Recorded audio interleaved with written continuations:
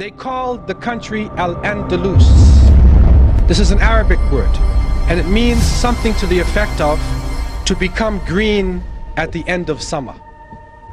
Among the products that were introduced into the West through Al-Andalus, I'll name a few of these products to you. Cotton, paper, glass mirrors, street lamps, salt, colored glass, silk, satin, pepper, cinnamon, handkerchiefs, deodorant, kerosene, linen, firearms, cotton balls, paper money, postage stamps, book binding, clocks, ceramic tiles, nitric acid, soap, astrolabes, compasses for navigation, slide rules, rulers, surgical instruments, windmills, spinning wheels, rose water, maps, globes, citrus and nectar fruits, carpets, eyeglasses, curtains, test tubes, porcelain, fine furs, velvet, almanacs, and encyclopedias. So you can see right away that some of the contributions that they have made, that's a legacy in itself.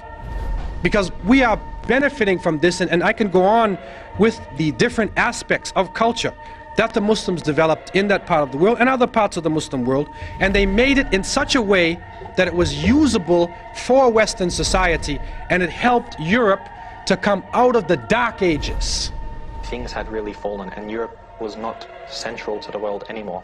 But while the non-Muslim historians refer to the Dark Ages of Europe, just in Western Europe you had this amazing state of Andalus, of Muslim Spain, and out of there you had cities like Cordoba, and Cordoba at that time was the largest city in the world. It was a city of 1 million people plus. If you look at the street of Cordoba, it was completely lit up. There were street lights, which was unknown in Europe. They had public baths, they had libraries, they had universities. People would travel all from around the world just to study in Andalus, a true center of learning. So while you can say some of Europe was in the Dark Ages, another part of Europe, which was the Muslim area of Europe, was really, it wasn't in a dark age at all, it was full of light. And you'll see when the Renaissance happened within Europe, and the Renaissance literally means the rebirth, it wasn't a rebirth from nothing. They had just taken everything from Andalus. If you look at Italy, all of the, the arts and so forth, they really just took it from the artisans of Muslim Spain. Okay, kind of like added bits to it, made it their own style, of course, yeah. Yeah. So, of course, this rebirth wasn't something that was, from them themselves. They just learnt everything from the Muslims. Ultimately, the Crusaders came away with no permanent conquests, but they returned with something even more valuable: knowledge. Europe, with the Crusades, turned the corner from the Dark Ages. There's medical information and surgical information that's brought back.